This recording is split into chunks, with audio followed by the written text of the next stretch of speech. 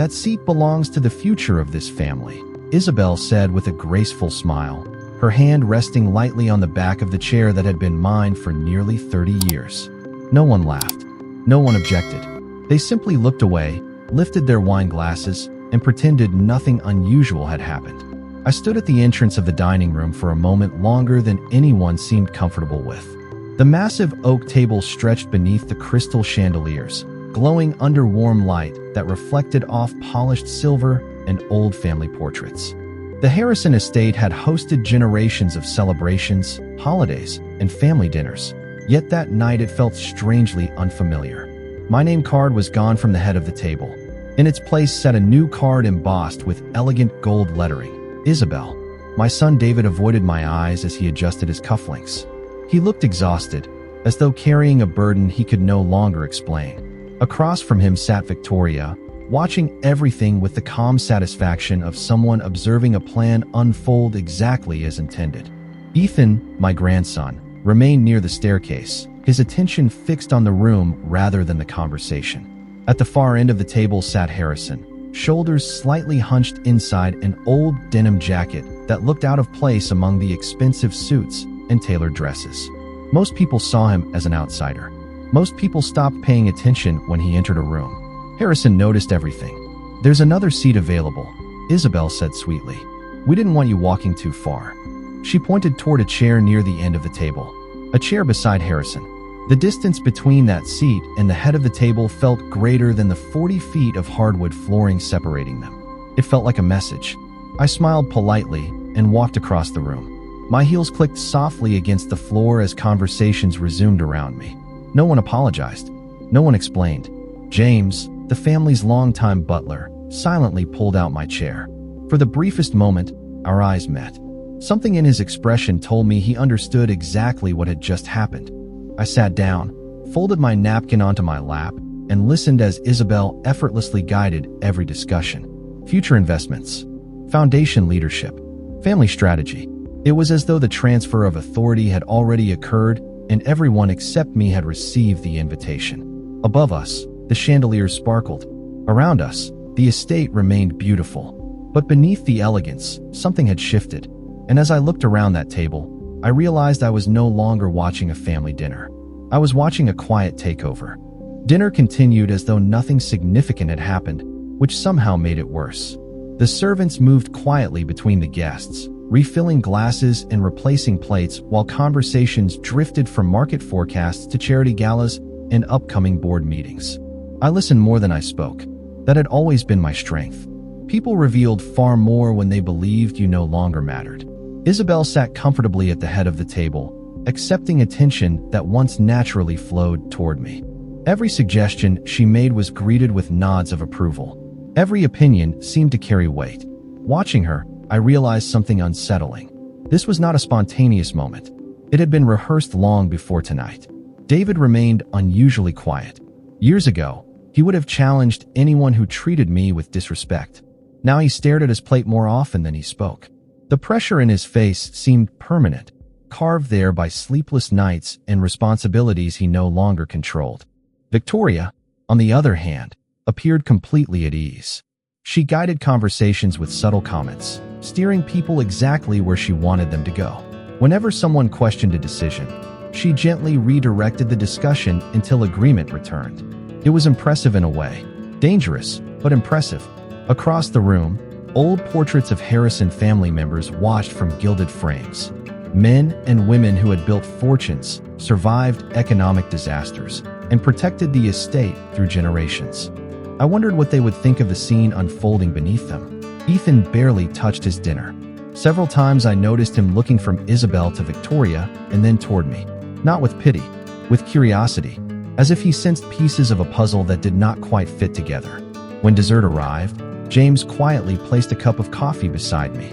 He leaned slightly closer than necessary. "The library was reorganized this morning, Mrs. Harrison," he said softly. "Several archives were moved." Then he stepped away before I could ask a single question.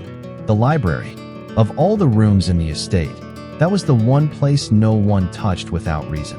Generations of records, correspondence, legal documents, and family history filled those shelves. My stomach tightened. On the surface, the evening remained elegant and civilized. Crystal glasses sparkled beneath the chandeliers. Soft music drifted from hidden speakers. Yet beneath that polished exterior, I could feel something changing.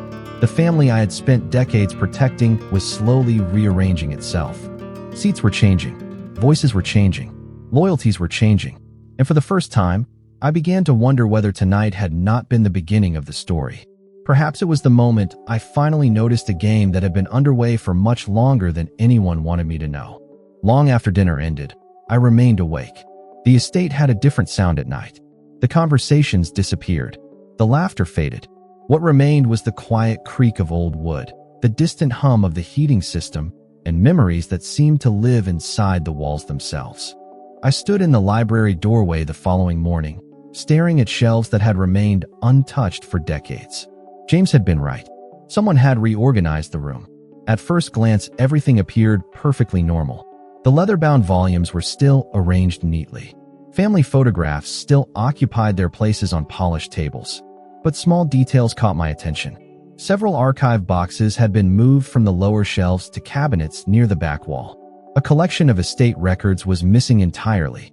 I ran my fingers along the empty space and felt a chill settle in my chest.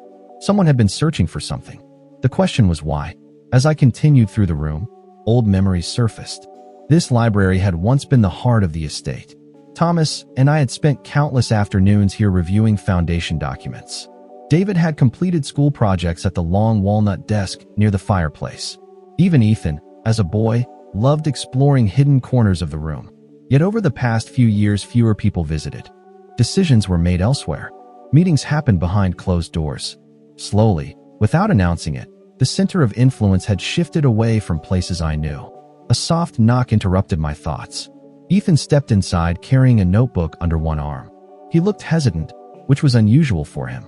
"Grandmother," he said quietly, "did you notice anything strange at dinner?" I studied his face carefully. "What makes you ask that?" He glanced toward the doorway before lowering his voice. "Because everyone acted like the seating arrangement had been planned forever. But last month your name was still at the head of the table during the foundation gala." His observation surprised me.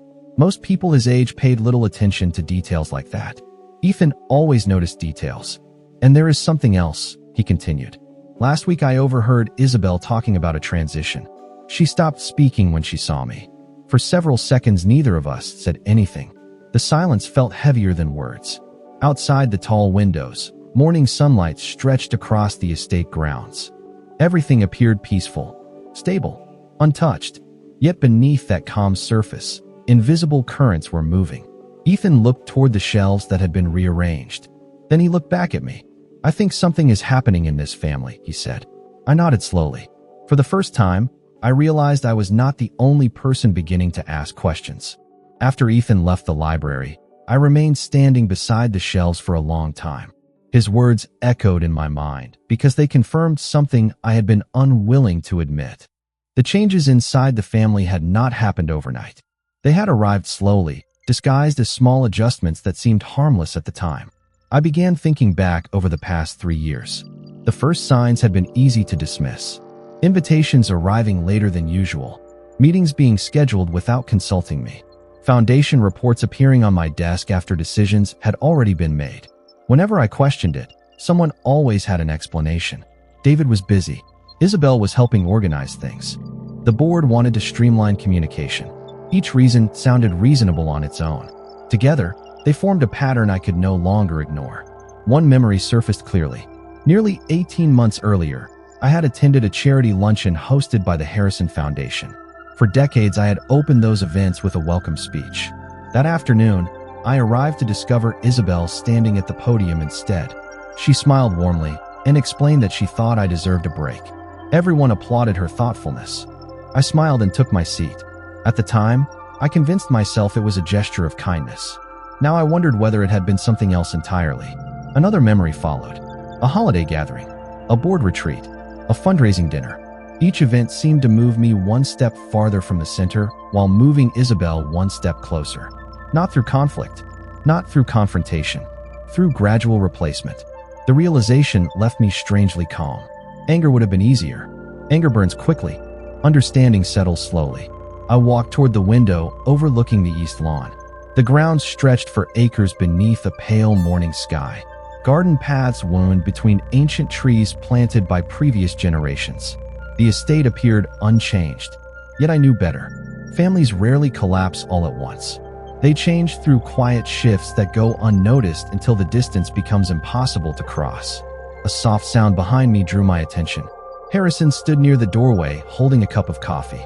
His silver hair was uncombed as usual, and his weathered denim jacket looked as though it belonged on a ranch rather than inside one of the wealthiest homes in the state.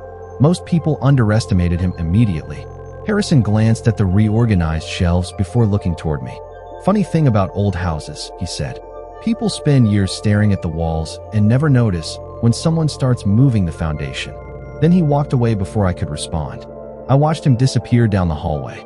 For reasons I could not explain, his words unsettled me more than anything Ethan had said. Because for the first time, I began to suspect that someone else had already figured out exactly what was happening. Later that afternoon, I received an unexpected call from Thomas. He rarely contacted me without a reason. For more than 20 years, he had served as the Harrison family attorney, navigating everything from trust agreements to foundation governance. Thomas was not a man who enjoyed drama. He preferred facts, documents, and quiet certainty. "Do you have time for coffee?" he asked. His tone was casual, but something beneath it felt unusually serious. We met in a small private room at a country club a few miles from the estate. Rain tapped softly against the windows while members drifted through the lobby outside. Thomas arrived carrying a leather briefcase that looked as old as some of the estate records. After exchanging a few polite words, he opened the case and removed a thin folder. "I came across something that concerns me," he said. I remained silent and waited. Thomas had always appreciated patience. Several requests were submitted over the past year regarding archived trust documents. My attention sharpened immediately. Who submitted them? He hesitated. The requests were authorized through proper channels. That is what makes this unusual. He slid a sheet of paper across the table. Names, dates, file references. Most meant little to me at first glance. Then one name appeared repeatedly. Isabel. I looked up slowly. Thomas folded his hands. There is nothing illegal about reviewing records. However, these requests focused on succession provisions, voting authority, and foundation control structures. The words settled heavily between us. Outside, thunder rolled faintly across the sky. "Are you telling me someone is preparing for a leadership transition?" I asked. Thomas chose his answer carefully. "I am telling you that someone has spent considerable time studying how power moves inside this family." Neither of us spoke for several seconds. My mind drifted back through countless moments that suddenly seemed different. The speeches, the meetings, the shifted responsibilities, the disappearing influence. Thomas removed one final document from the folder. "There is something else." I studied the page. Several archive files had recently been requested, but according to the records, they were never returned to their proper locations. My thoughts immediately returned to the library shelves. The missing spaces, the reorganized archives. Thomas leaned forward slightly. "I do not know exactly what is happening, Eleanor, but I know this family well enough to recognize when people are positioning themselves for something significant." As I left the club that evening, the rain had stopped. The clouds were beginning to break apart. Yet despite the clearing sky, I carried an uncomfortable certainty home with me. Someone was not simply planning for the future. Someone was actively preparing to take it. The next few days passed with an uneasy calm that felt more threatening than open conflict. Everyone at the estate continued their routines as though nothing had changed. Breakfast appeared on schedule. Meetings filled the calendar. Guests came and went through the front gates. Yet I could not shake the feeling that invisible pieces were moving across a board I had only recently noticed. Late one afternoon, Ethan knocked on my study door carrying a stack of papers. His expression was focused, almost determined. "I think I found something," he said. We spread the documents across my desk beneath the soft glow of an antique reading lamp. Most were ordinary records, committee schedules, foundation correspondence, event planning notes. Then Ethan pointed to a pattern that immediately caught my attention. Over the past 18 months, several advisory positions within the foundation had quietly changed hands. Each appointment appeared harmless on its own. Each candidate seemed qualified, Yet almost every recommendation could be traced back to the same small circle of people. Isabel appeared near the center of all of them. She has been building relationships everywhere, Ethan said quietly. Not quickly, not aggressively, just one step at a time. His observation reminded me of ivy climbing a stone wall. You rarely notice it growing until the entire surface is covered. That evening, another surprise arrived. Sophia Bennett requested a private meeting. I knew her only by reputation. A talented young attorney respected for her attention to detail and refusal to be influenced by status. We met in the estate conservatory as rain tapped gently against the glass ceiling overhead. Sophia placed a folder on the table between us. I was reviewing governance records for an unrelated matter, she explained. During that process, I noticed several unusual requests involving family trusts and voting structures. The words sounded remarkably similar to Thomas's concerns. My pulse quickened. Are you saying the same thing he is? I asked. Sophia chose her response carefully. I am saying that multiple people seem interested in understanding how authority transfers inside this family. Silence settled between us. Beyond the glass walls, the gardens shimmered beneath the evening rain. Inside, I stared at the documents while a realization slowly formed. Ethan had noticed it. Thomas had noticed it. Sophia had noticed it. These were intelligent people who arrived at the same conclusion from different directions. That could not be coincidence. As Sophia gathered her papers, she paused near the doorway. Mrs. Harrison, she said softly, sometimes the most important question is not who is making moves. It is who believes nobody is watching. After she left, I sat alone in the conservatory for a long time. Somewhere inside this family, someone was operating with complete confidence. Someone believed the outcome was already decided. And for the first time, I began to suspect they were making a very dangerous assumption. 2 days later, the estate hosted another gathering. Nothing as formal as the family dinner, yet important enough to bring everyone together under the same roof. Investors, foundation advisors, and longtime family associates moved through the halls carrying drinks and exchanging polite conversation. From a distance, everything appeared perfectly normal. Isabel was at the center of nearly every discussion. David followed her from group to group, offering tired smiles and carefully measured comments. Victoria seemed unusually relaxed, as though she had already stopped worrying about the future. I spent most of the evening observing. That had become my habit lately. The more quietly I listened, the more people revealed. Near sunset, I stepped outside onto the rear terrace overlooking the gardens. The air carried the scent of freshly cut grass and summer flowers. Beyond the stone balustrade, workers were preparing for an upcoming foundation event. As I watched them, I heard footsteps approaching behind me. Harrison joined me without speaking. For several moments, we simply stood there looking across the grounds. You know something? I finally said. He smiled faintly. That depends on what you think I know. I turned toward him. Everyone treats you like you are not paying attention. Yet somehow you always seem to be standing exactly where important things happen. Harrison laughed quietly. People hear what they expect to hear. They see what they expect to see. He glanced back toward the house. Through the tall windows, we could see guests mingling beneath the chandeliers. Isabel stood surrounded by supporters. She looked confident, comfortable, certain. Do you know what her mistake is? Harrison asked. I remained silent. She believes influence and authority are the same thing. The answer puzzled me. Before I could ask another question, he reached into his jacket and handed me a small folded note. It contained nothing more than a date and a file reference number. Look into that, he said, and do not tell anyone where you got it. Then he walked away. Later that night, curiosity overcame caution. I searched the archive database using the reference Harrison had provided. The result appeared almost immediately. It was an old trust amendment created decades earlier. I stared at the screen. The document existed, yet almost nobody ever referenced it. Not Thomas, not the foundation board, not even David. According to the records, the amendment had remained untouched for nearly 30 years. My pulse quickened as I read further. The deeper I looked, the more questions appeared. Suddenly Harrison's confidence made sense.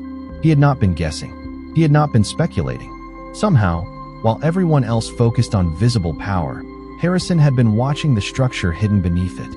And for the first time, I began to suspect that the person most underestimated inside the Harrison family might also be the person who understood it best. The annual foundation reception arrived 1 week later.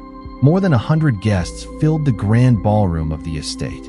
Business leaders, board members, donors, and longtime family friends moved beneath glittering chandeliers while servers carried silver trays through the crowd.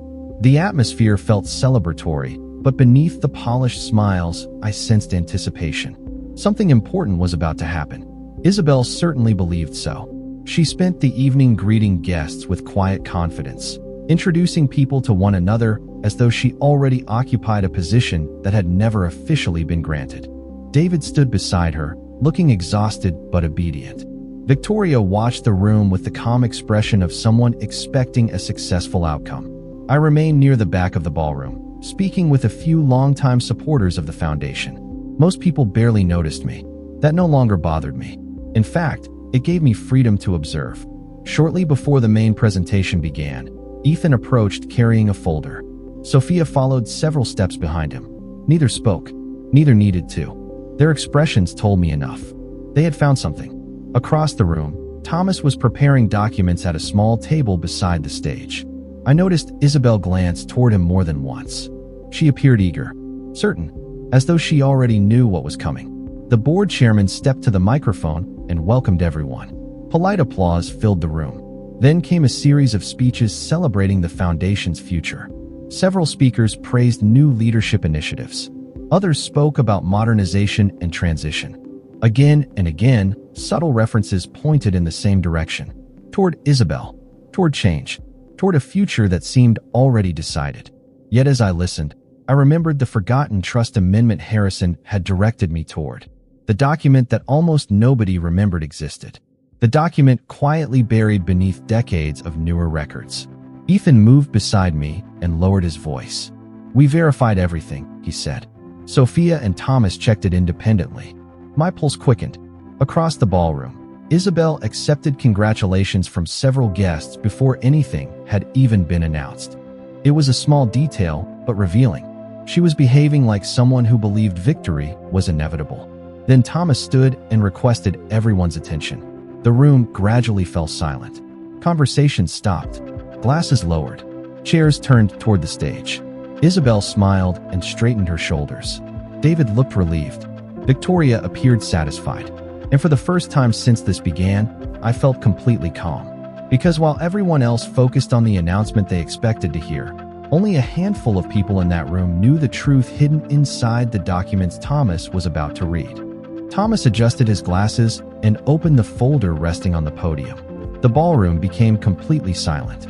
Before discussing future leadership, he began. "There is an older governance provision that must first be acknowledged." I watched confusion ripple through several faces. Isabel's confident smile weakened slightly. Victoria exchanged a quick glance with David. Thomas continued reading. Decades earlier, when the Harrison Foundation had been restructured, a special trust amendment had been created. The amendment established permanent oversight authority that could not be transferred through board votes, recommendations, or succession planning. The authority remained with a single individual for life unless voluntarily surrendered. A murmur spread through the room. I noticed Isabel's posture stiffen. This was not the announcement she expected. Thomas carefully lifted another document. "The holder of that authority," he said, "is Eleanor Harrison." Complete silence followed. Not polite silence. Shocked silence. The kind that arrives when a room suddenly realizes it has misunderstood something fundamental. David stared at me as though seeing me clearly for the first time in years. Victoria's calm expression disappeared. Isabel remained perfectly still. Around the ballroom, guests looked from Thomas to me and back again. Ethan lowered his eyes briefly, hiding a smile. Sophia stood quietly near the rear of the room. Harrison remained where he always seemed most comfortable, near the edge of attention, observing everything. Thomas continued. The amendment granted final approval over major governance changes, leadership transitions, and trust-controlled assets. Any restructuring required my authorization. Any transfer of strategic authority required my signature. None of those powers had ever been removed. None of them had ever been transferred. For years, people had assumed influence meant control. They had confused visibility with authority. They had mistaken public attention for ownership. Thomas closed the folder. All proposed changes remained subject to Mrs. Harrison's decision. That was the moment everything shifted. Not because anyone argued. Not because anyone protested. The truth required no defense. It simply existed. I slowly rose from my chair. The room watched. I thought about the missing seat at the family dinner, the moved archives, the quiet assumptions, the gradual effort to place me outside decisions involving my own family's future. Then I looked at Isabel. "You worked very hard," I said gently. "But there is a difference between preparing to inherit responsibility and assuming it already belongs to you." No anger, no triumph, just truth. Later that evening, after the guests departed and the chandeliers dimmed, I returned to the dining room. My place at the head of the table remained empty. I walked over and sat down. Across the room, the portraits of generations past watched in silence. For the first time in a very long while, the house felt balanced again. People had spent years believing I was fading into the background. The reality was much simpler. I had never lost my place. They had only stopped paying attention.